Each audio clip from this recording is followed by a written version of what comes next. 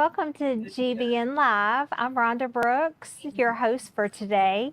And our guest today is Kathy Christmas with Cross Country Mortgage. She's located in Mount Pleasant. But before we get started, we want to thank our sponsor, Grand Strand Law Group, and their phone number is 843-492-5422. They have two offices. One is in Myrtle Beach and the other is in North Myrtle Beach. They can also be reached at grandstrandlawgroup.com. Please give permission to Facebook so that we can view your comments. You can do that at streamyard.com/Facebook. If you have any questions for today's guest, please type them in the comment section and we will view them live on air. And again, today's guest is Kathy Christmas with Cross Country Mortgage, Park Circle Chapter. Stay tuned, GBN Live is next.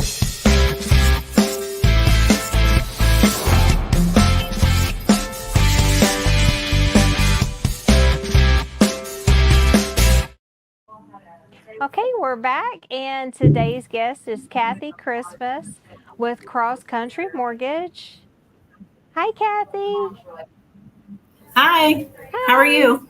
I'm good. How are you doing? It's great. Can you start by telling us a little bit about yourself, where you're from, and your family? Sure. So Kathy Christmas, married into the name. It's Christmas in July right now, right? I'm married for 23 years and we have two teenagers. I have a son that's getting ready to enter his sophomore year of college and a daughter who is entering her sophomore year in high school. She just got her permit about 2 weeks ago. So I have two chauffeurs now to drive me around everywhere. Okay, that's exciting.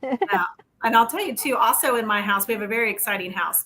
I also have two grandparents. So I have my dad lives with us and my husband's mother. So we have a house full and makes it an exciting time. But we are definitely blessed to be able to spend family time together.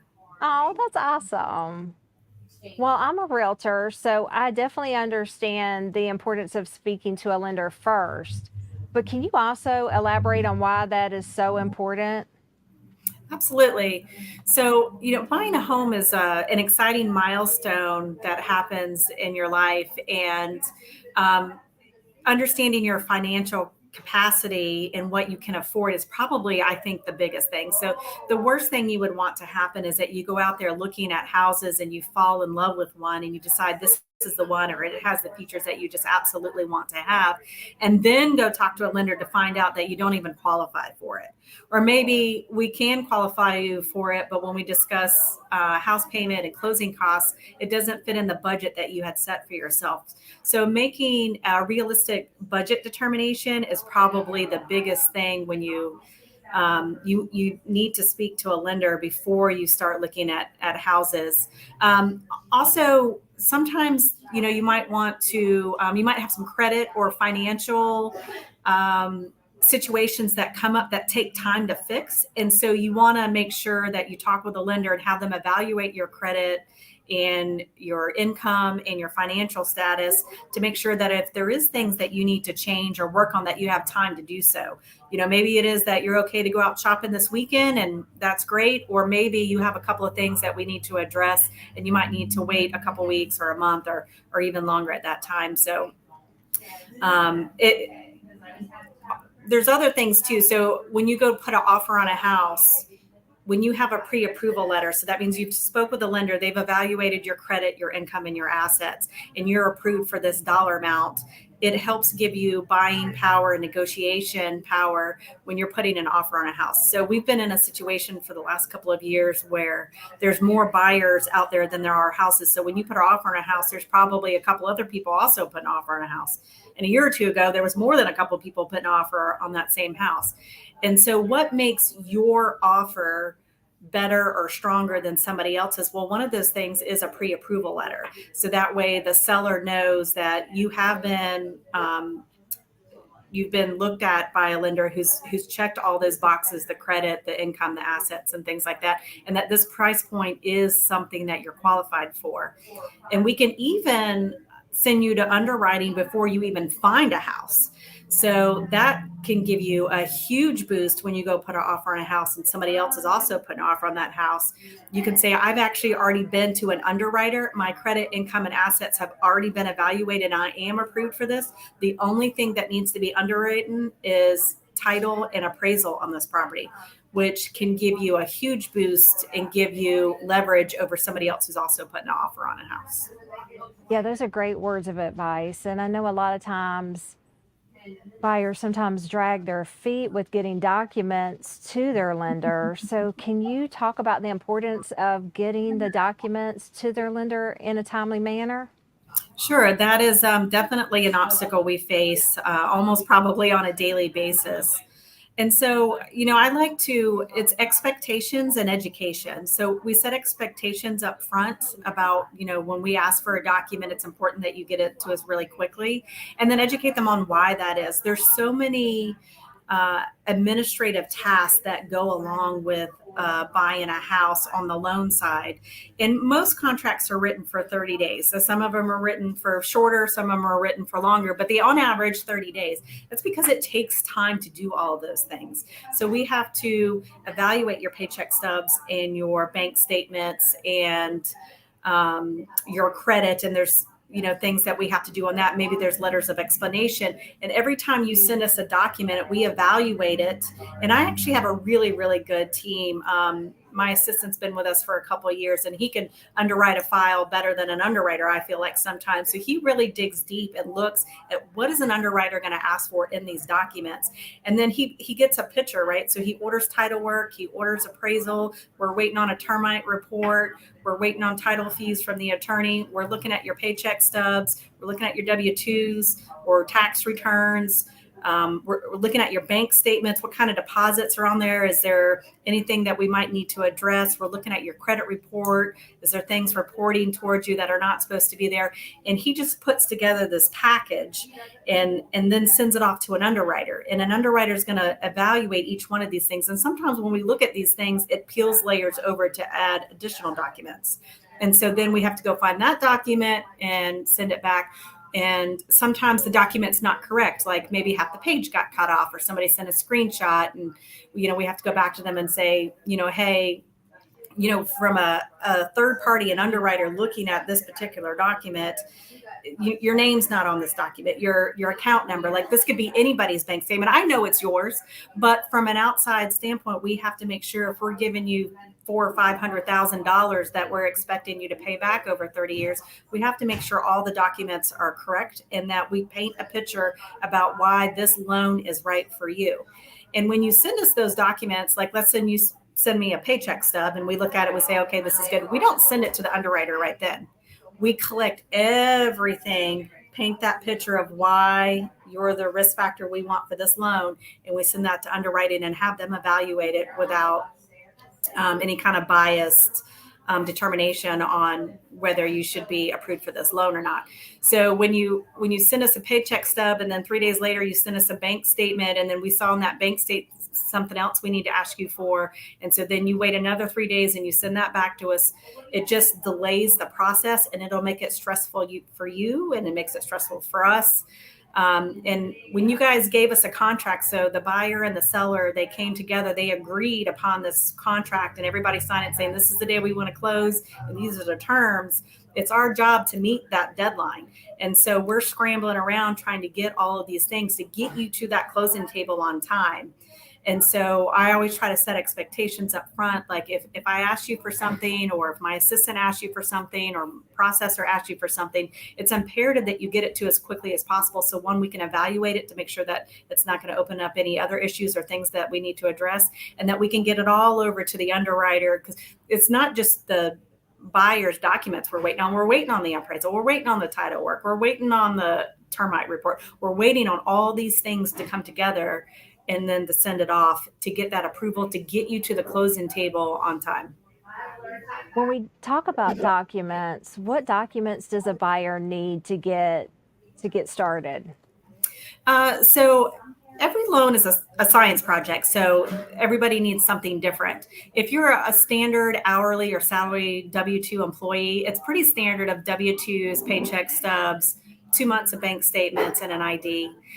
If your pay is variable, like you get commissions, you get bonuses, you're self-employed, things like that, we may need 1 year tax returns, sometimes 2 years tax returns, depending on the situation.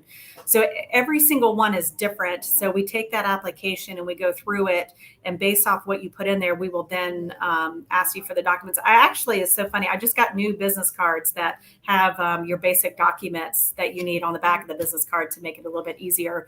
But those are just basics. So we need proof of income and proof of assets, basically. Well, that's a great idea with your business card to have all that information Yeah. for the buyer. Once the buyer has found the house they want to purchase, when do they need to let you know?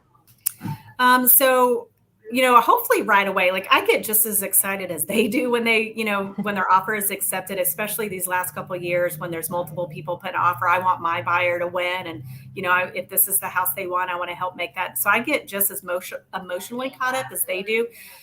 So the sooner the better. One of the biggest things is the realtor sends us the contract, and that's really the piece that we need to get started. Like the terms of the contract, like how much are you buying this for? What is our closing date? Is the seller contributing? Do we have to have a termite report? All those things are all outlined that the seller and the buyer agreed upon that contract. And so we can't even start working on it until we have that contract and see what your terms are. And then once we have those terms, then we get to work on it really quickly. So I would say, technicality wise, we need that contract as soon as possible. As far as the actual buyer telling me, I hope if they don't tell me, because sometimes the real estate agent will send me the contract before I even know. I immediately reach out. I'm like, oh my God, congratulations. It's going to be so great.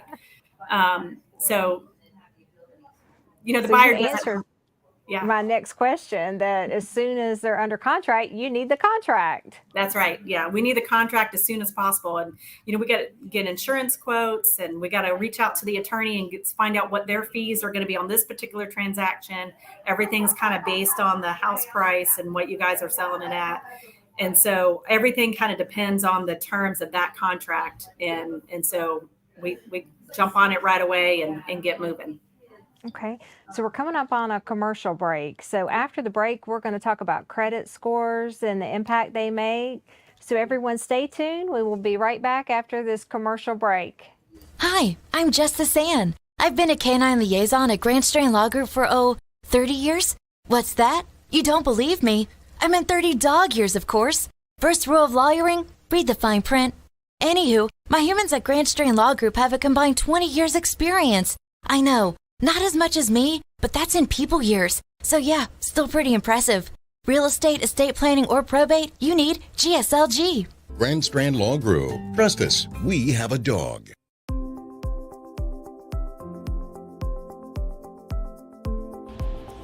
Great Business Networking grew out of the idea that by creating lasting friendships within the community, we can make the community even better. I was looking to network with professionals and to be able to refer my clients to somebody that I trust. Well, it's really important to trust the members of the group because we really generate quality referrals, and to know somebody, be friends with them, and get that qualified referral is the key to success.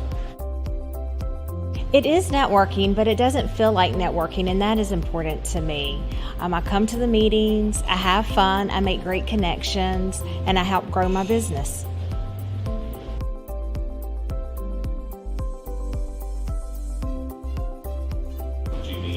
GBN, these are some of the best professionals in the market, and having that resource available to me, that's priceless.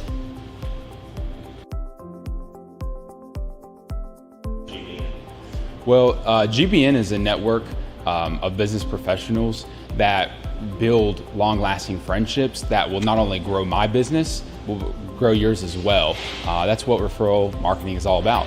GBN really is the most important marketing for your business. Check us out today.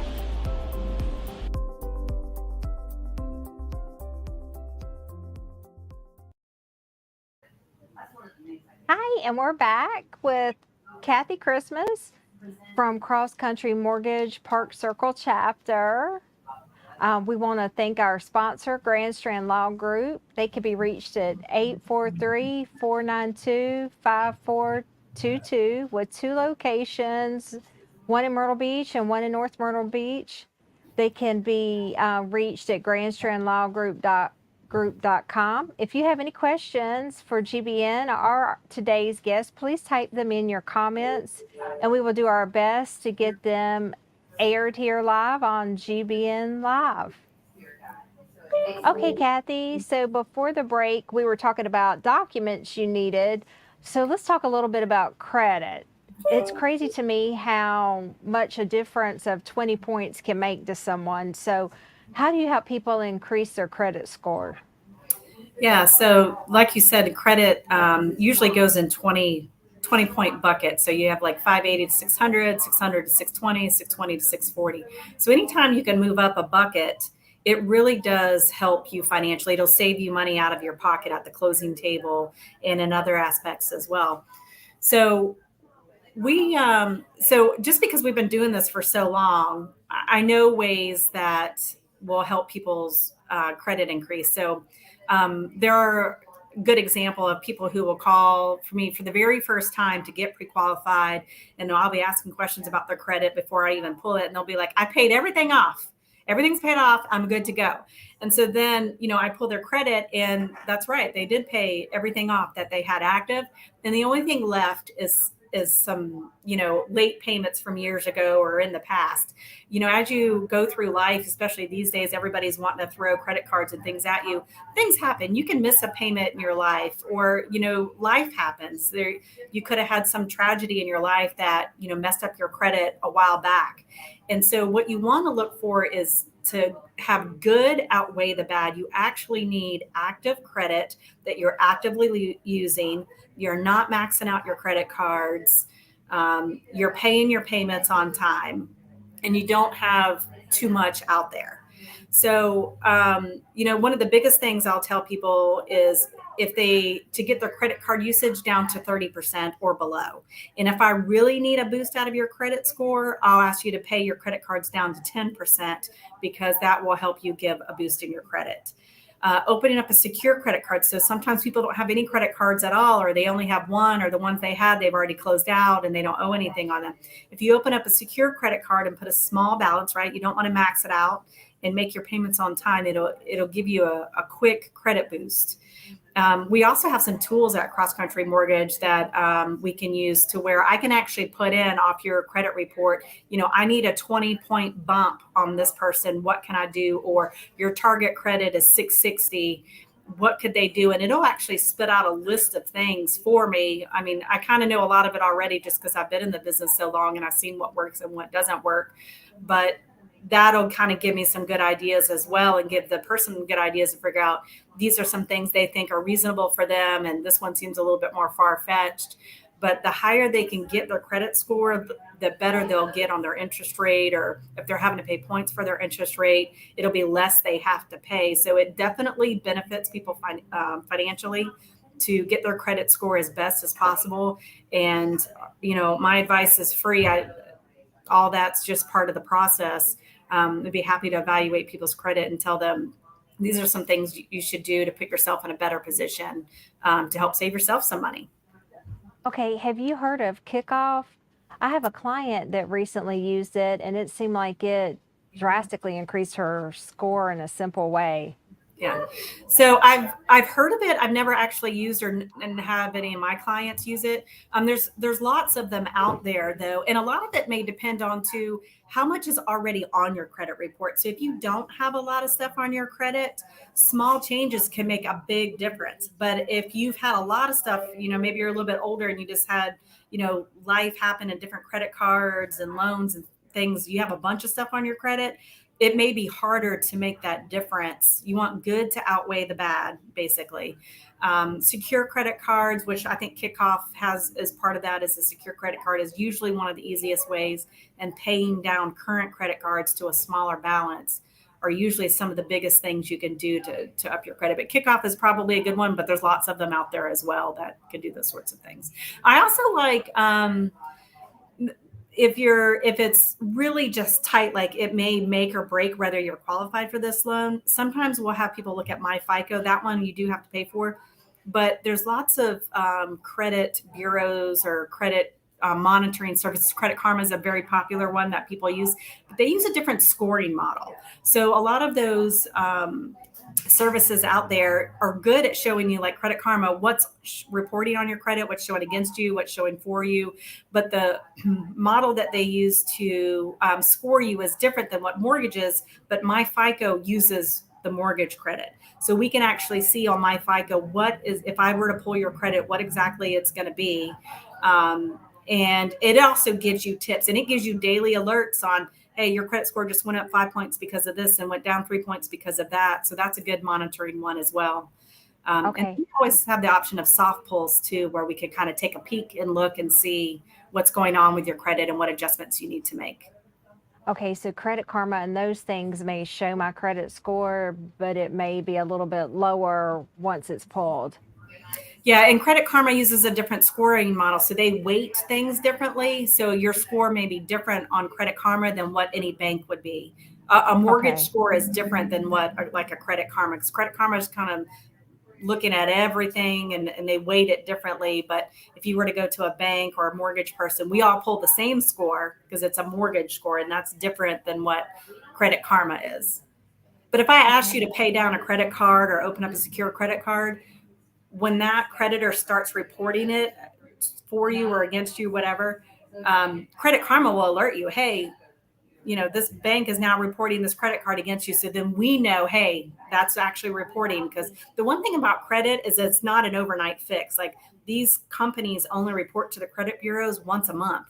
And so did they report last month and now they're not going to report till another month? So it takes time for all those changes to take effect. And so using those things to monitor to find out when things are reporting against you are definitely a huge plus. But the score may be different compared to what like a Credit Karma would show you versus a mortgage score. Okay, that's great information. Thank you, Kathy. Let's touch for a minute on refinancing. I know when the interest rates were lower a couple years ago, this was huge. Do you have any advice on refinancing? Absolutely. I think I heard a statistic yesterday that there's over 1.3 million refinances going on right now.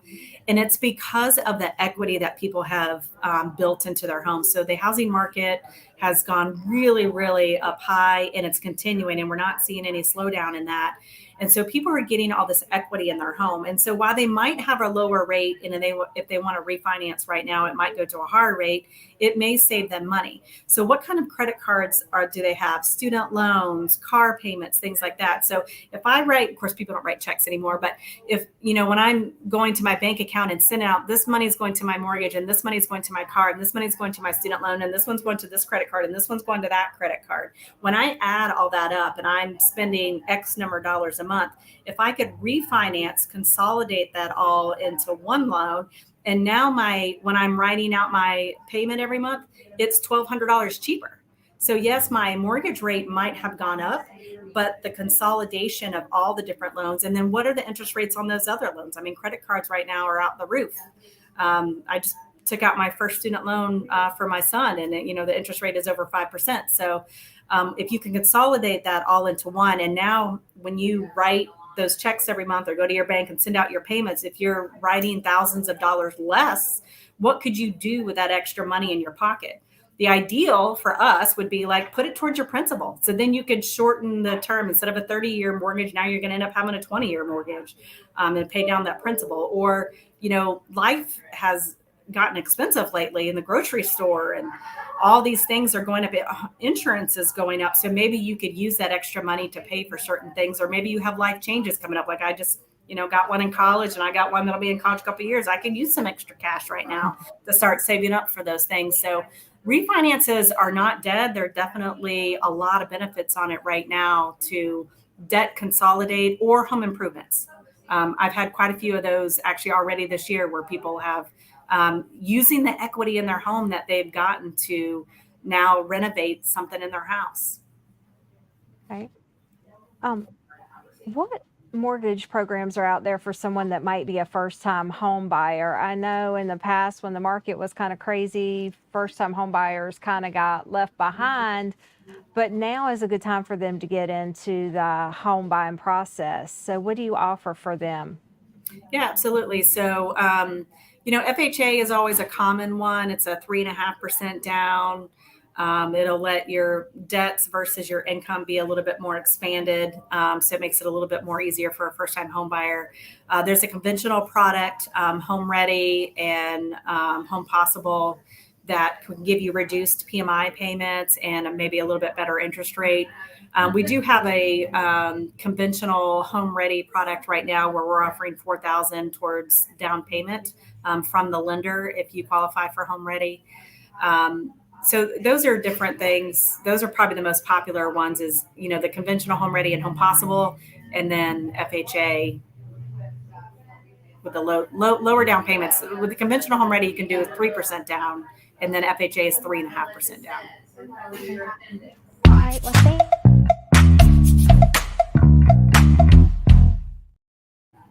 okay, Kathy, I'm going to have some fun with these questions with you. Okay. So, what was your first job? Hardee's. Okay. I worked at a Hardee's, and my husband worked at an Arby's. Are you a night owl or early bird? I'm a night owl. I struggle in the morning, but I can stay up late. Okay. Are you a dog or a cat person?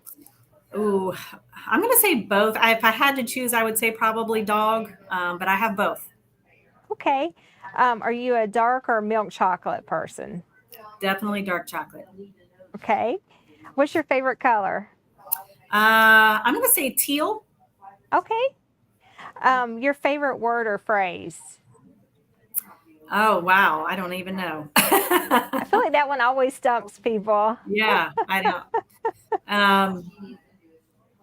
I don't know. I can't think of Okay. anything. What's your favorite movie? Oh, wow. That's a good one, too. Gosh, I haven't been to the movies in so long either. I remember a long time ago, I used to like that movie Rat Race just because it made me laugh the whole time. I'm definitely a comedy fan. Yeah, I don't know. Okay. What's your favorite song? I really like an array of stuff. Currently, I like that the Luke Combs rendition of the Fast Car. Oh, the Tracy Chapman song. Yeah, Yes. that's really Yeah. good. Currently, I like that one, but it kind of varies on. Sometimes I want something a little more poppy, and I like it all really. Okay. What's your favorite vacation spot? So right now, I think we just finished our 7th or 8th year where we go to the Keys every summer, the Florida Keys, and we rent a house and bring a boat. And every day we get up and we get on a boat and we go find a sandbar and we plop our butts and do nothing. And so that's Oh, right now. that sounds like fun. Yeah. If the kids are with us, they like a little more action packed. We like Universal Studios, even though they're teenagers now. Universal Studios is good. We actually just went to Carowinds recently. So they like the thrill rides. But my favorite spot is just a sandbar and nothing but blue water. Okay. What's your favorite mobile app? My favorite mobile app.